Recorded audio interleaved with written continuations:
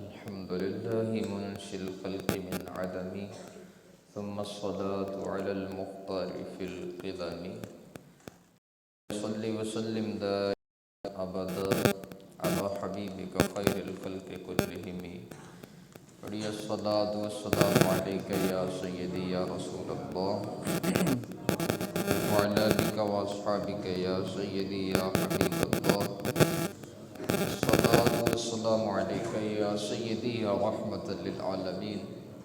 وعلى آلك وأصحابك يا سيدي يا خاتم النبيين۔ اللہ تعالیٰ کے فضل و کرم سے ہم نے نماز فجر باجماعت ادا کی۔ درس قرآن میں ہم سب شرکت کر رہے ہیں۔ اللہ تعالیٰ ہم سب کی حاضری قبول فرمائے۔ سورۃ البقرہ کی آیت نمبر 26 ہے۔ اللہ تعالیٰ ارشاد فرماتا ہے ان اللہ لا یستحیی ان یضرب مثلا۔ اللہ ارشاد فرماتا ہے بے شک اللہ حیا نہیں فرماتا اس بات سے ان یضرب مثلا ما بعودۃ فما فوقہا، کہ مثال بیان فرمائے مچھر کی یا اس سے بھی بڑھ کر کسی چیز کی۔ اللہ تعالیٰ مثال بیان فرمانے سے حیا نہیں فرماتا۔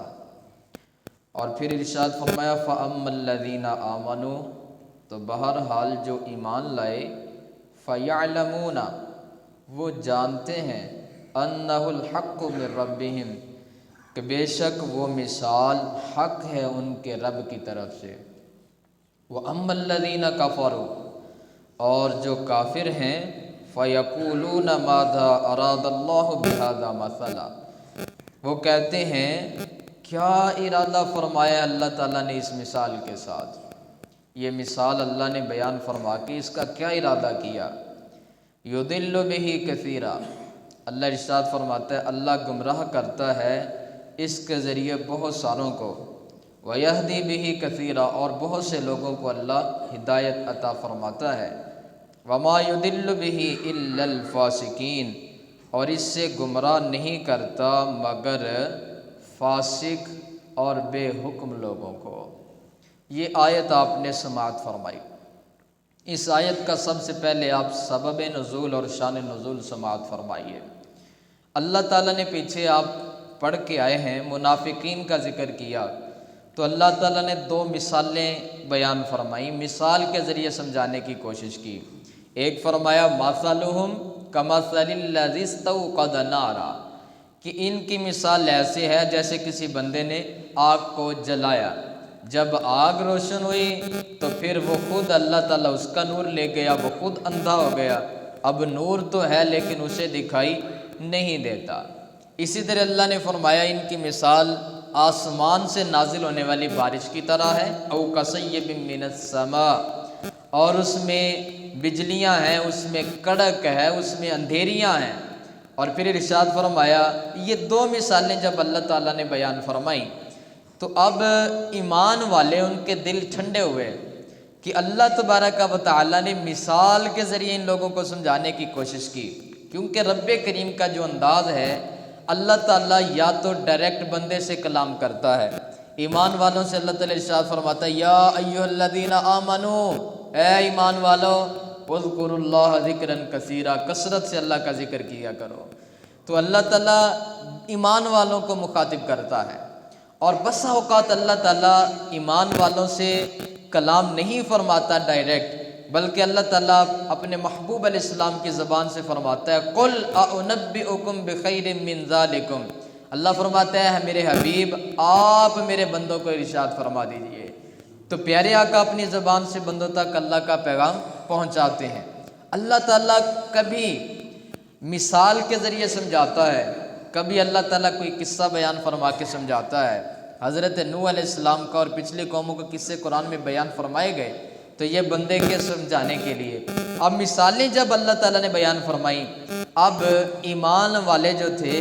ان کی آنکھیں ٹھنڈی ہوئیں اور وہ جان لیا انہوں نے کہ بے شک یہی بات حق ہے ان کے رب کی طرف سے، کہ اللہ نے جو کچھ بیان فرمایا ہے وہ حق بیان فرمایا ہے اور وہ سچ بیان فرمایا ہے۔ لیکن اب جو کفار تھے، جو منافقین تھے، وہ کہنے لگے کہ تمہارا رب، تم خود اذان پڑھتے اور کہتے اللہ اکبر اللہ اکبر، اللہ تو سب سے بڑا ہے، اللہ تعالیٰ اتنا بڑا ہو کے چھوٹی چھوٹی مثالیں بیان فرماتا ہے، یہ کیسا تمہارا رب اکبر ہے جو اتنا بڑا ہو کے جو ساری کائنات سے تم کہتے ہو بڑا ہے، وہ چھوٹی چھوٹی مثالیں کیوں بیان فرماتا ہے؟ تو اللہ تعالیٰ نے یہ آیت نازل فرمائی اور فرمایا بے شک اللہ تمہارے سمجھانے کے لیے کوئی بھی مثال بیان کرنے سے اللہ تعالیٰ عار محسوس نہیں فرماتا، اور اللہ تعالیٰ حیا نہیں فرماتا، اور اس میں ہے لوگوں تمہارا ہی بھلا ہے۔ اللہ تعالیٰ تو اپنی آیات کو کھول کھول کر بیان کرتا ہے تاکہ دیکھے تم میں سے کون ہے جو عبرت حاصل کرتا ہے، کون ہے جو اللہ تعالیٰ کی اس بات کو اپنے دل میں اتارتا ہے۔ ایک قول یہ ہے اس آیت مقدسہ کے نازل ہونے کا۔ ایک اور قول جو ذکر کیا گیا اس کے سبب نزول کے بارے میں، وہ ذرا سماعت کیجیے۔ جب اللہ تعالیٰ نے دوسری مثالیں بیان فرمائی اور فرمایا ان الذین اتخذوا من دون اللہ اولیاء، بے شک وہ لوگ جو اللہ کے علاوہ بتوں کو اپنا معبود سمجھ بیٹھے ہیں، اور وہ کفار جنہوں نے اللہ کو چھوڑ کر دوسرے کئی ایسے الہ ہیں جن کی وہ عبادت کرتے ہیں، جنہیں وہ پکارتے ہیں، تو اللہ تعالیٰ ارشاد فرماتا ہے جنہوں نے بتوں کو اپنا معبود، اپنا مددگار بنایا ہوا ہے، فرمایا اللہ تعالیٰ نے من دون اللہ اولیاء کمثل العنکبوت، فرمایا ان کی مثال مکڑی کی طرح ہے۔ مکڑی آپ نے دیکھی ہے، مکڑی یہ جو جالا بنتی ہے اور اس کا جو گھر ہوتا ہے، اللہ تعالیٰ نے ارشاد فرمایا اتخذت بیتا، اس نے گھر بنایا، وَإِنَّ أَوْهَنَ الْبُيُوتِ لَبَيْتُ الْعَنْكَبُوتِ، سب سے کمزور گھر مکڑی کا گھر ہوتا ہے۔ آپ نے مکڑی کا گھر دیکھا ہو انگلی کے ساتھ بھی وہ ٹوٹ جاتا ہے، تو اللہ ارشاد فرماتا ہے ان لوگوں کی مثال یہ تو مکڑی کی طرح ہے۔ ایک اور اللہ تعالیٰ نے مثال بیان فرمائی، فرمایا یا ایھا الناس ضرب مثل فاستمعوا لہ، 17واں پارہ ہے، اللہ ارشاد فرماتا ہے اے لوگو تمہارے سامنے ایک مثال بیان فرمائی جاتی ہے، وہ کون سی مثال ہے؟ فاستمعوا لہ، فرمایا پہلے کان لگا کے سنو، ان الذین تدعون من دون اللہ لن یخلقوا ذبابا، بے شک وہ بت جنہیں تم پکارتے ہو اللہ تعالیٰ کو چھوڑ کے، ہرگز وہ ایک مکھی کو بھی پیدا نہیں کر سکتے، وہ ایک مکھی بھی پیدا نہیں کر سکتے۔ اور پھر ارشاد فرمایا وَإِن يَسْلُبْهُمُ الذُّبَابُ شَيْئًا لَا يَسْتَنقِذُوهُ، اللہ تعالیٰ ارشاد فرماتا ہے مکھی پیدا کرنا تو دور کی بات، اگر مکھی ان کے اوپر بیٹھ جائے تو یہ اپنی مکھی اپنے اوپر سے اڑا نہیں سکتے۔ آپ نے کسی بت کو دیکھا ہو کہ اس کے اوپر کبھی مکھی بیٹھی اور اس نے خود سے اڑا دیا ہو، تو کہا جو اپنے وجود سے مکھی کو دور نہیں کر سکتے وہ تمہارے وجود سے تکلیفوں اور پریشانیوں کو کیسے دور کریں گے؟ اس لیے ارشاد فرمایا کہ اللہ تعالیٰ کو پکارو جو تمہارا خالق بھی ہے، جو تمہارا رازق بھی ہے، جو تمہاری ہر جگہ پہ،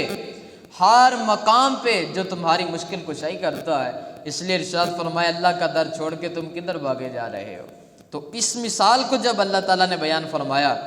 اب وہ لوگ جن کے دلوں میں کجی تھی، جن کے دلوں میں ٹیڑھا پن تھا، وہ کہنے لگے کہ اللہ تبارک و تعالیٰ اتنا بڑا ہے،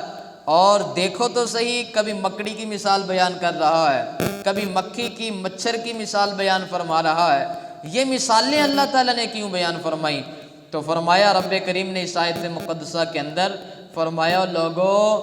یہ اس بات کی وجہ سے اللہ مثال نہیں بیان فرماتا کہ اللہ تعالیٰ کو اور انداز نہیں آتے تمہیں سمجھانے کے لیے، یہ اللہ مثالیں اس لیے بیان فرماتا ہے تاکہ تمہیں زیادہ سمجھ آ جائے اور تمہاری تسلی ہو جائے، تمہیں اللہ تبارک و تعالیٰ مثالیں دے دے کے سمجھاتا ہے تاکہ تم پر حجت قائم ہو جائے، تمہیں دلیل کے ذریعے سمجھایا جائے۔ اس لیے اللہ تعالیٰ حیا نہیں فرماتا۔ اور یہ بات یاد رکھیے، اس آیت سے یہ ثابت نہیں ہوتا کہ اللہ تبارک و تعالیٰ جو ہے وہ حیا بالکل ہی نہیں فرماتا۔ حدیث مبارکہ کے اندر ہے، میرے پیارے آقا ارشاد فرماتے ہیں، یہ حدیث مبارکہ سنیں گے تو انشاءاللہ کلیجے میں ٹھنڈ پہنچ جائے گی۔ جی تیار ہیں حدیث مبارکہ سننے کے لیے؟ پیارے آقا ارشاد فرماتے ہیں، سرکار نے ارشاد فرمایا فرمایا ان اللہ یستحیی، اے بندو اللہ تعالیٰ حیا والا ہے، اللہ تعالیٰ کیا ہے؟ حیا والا ہے۔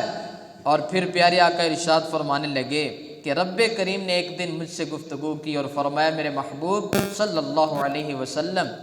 جب آپ کا کوئی امتی کلمہ پڑھنے والا جس کی ساری زندگی نمازوں میں گزری ہو اور ایمان کی حالت میں اس نے بچپن سے جوانی، جوانی سے بڑھاپا پایا ہو اور اس کی داڑھی کے چند بال سفید ہو گئے ہوں، اور پھر وہ میری طرف ہاتھ اٹھا کے مجھ سے کچھ مانگتا ہے، وہ کہتا ہے یا اللہ اب میں بوڑھا ہو گیا، اے اللہ مجھے جہنم کی آگ سے بچا لے، اے اللہ اب میں تجھ سے یہ چیز مانگتا ہوں، اس چیز کا سوال کرتا ہوں، وہ اپنا دستے سوال دراز کرتا ہے اللہ تعالیٰ کی بارگاہ میں، تو سنیے پیارے محبوب ارشاد فرماتے ہیں رب کریم نے اپنی رحمت کے دروازے کھول کے فرمایا اے میرے حبیب، جب سفید داڑھی والا بزرگ مجھ سے دعا مانگتا ہے تو مجھے حیا آتی ہے کہ میں اس کو خالی ہاتھ لوٹا دوں۔ فرمایا کہ جب وہ مجھ سے سوال کرتا ہے میں اس کے سوال کرنے سے پہلے اس کو عطا کر دیتا ہوں، اور میں اس کی جو خالی جھولی ہوتی ہے اس کو مرادوں سے بھر دیتا ہوں۔ یہ دیکھیے اللہ تبارک و تعالی حیا فرماتا ہے، اور اللہ تعالیٰ اس بات سے حیا کرتا ہے کہ کوئی بندہ اللہ کی بارگاہ میں توبہ کرے اور اللہ تعالیٰ اپنے بندے کی توبہ قبول نہ فرمائے۔ اس لیے اللہ تبارک و تعالیٰ سب سے بڑھ کر حیا والا ہے، اللہ تعالیٰ سے زیادہ کوئی حیا کرنے والا نہیں ہے۔ اللہ تعالیٰ کے بعد سب سے بڑی حیا والی، شرم والی ہستی وہ پیارے آقا صلی اللہ علیہ وسلم ہے، اور حضور اللہ تعالیٰ سے اللہ تعالیٰ کے بعد حیا فرمانے والے ہیں۔ اب آگے دیکھیے اللہ تعالیٰ ارشاد فرماتا ہے یضل بہ کثیرا ویہدی بہ کثیرا۔ بعض اس کا ترجمہ یہ کرتے ہیں، وہ کہتے ہیں کہ اللہ تعالیٰ قرآن کے ذریعے بعض لوگوں کو گمراہ کرتا ہے، قرآن کے ذریعے ہی ہدایت دیتا ہے۔ لیکن ہمارے استاد محترم ارشاد فرمانے لگے، انہوں نے بڑی پیاری اور بڑی خوبصورت بات ارشاد فرمائی۔ جب پیارے استاد محترم آپ پیر سید نصیر الدین نصیر شاہ صاحب رحمۃ اللہ تعالی علیہ، چونکہ وہ ان کے مرید تھے، وہ ان کی صحبت میں بیٹھے تھے، انہوں نے ایک دن استاد صاحب کو بلایا۔ قرآن یہ ایک ایسی چیز ہے، یہ خود جب اس کی طرف توجہ کی جائے تو قرآن خود فیض دیتا ہے، قرآن پڑھنے والے کو خود نوازتا ہے۔ استاد صاحب جب ان کی بارگاہ میں بیٹھے تو انہوں نے کہا، کہنے لگے فردوسی صاحب ذرا یہ بتائیے کہ اللہ تعالیٰ نے قرآن ہدایت کے لیے نازل فرمایا ہے یا گمراہی کے لیے نازل فرمایا ہے؟ تو کہا ظاہر سی بات ہے اللہ تعالیٰ نے یہ قرآن ہدایت کے لیے نازل فرمایا ہے، اور الحمد سے لے کے والناس تک قرآن ہدایت ہی ہدایت ہے، قرآن میں گمراہی کا سوال ہی نہیں پیدا ہو سکتا۔ تو کہا پھر اس آیت کا مطلب کیا ہے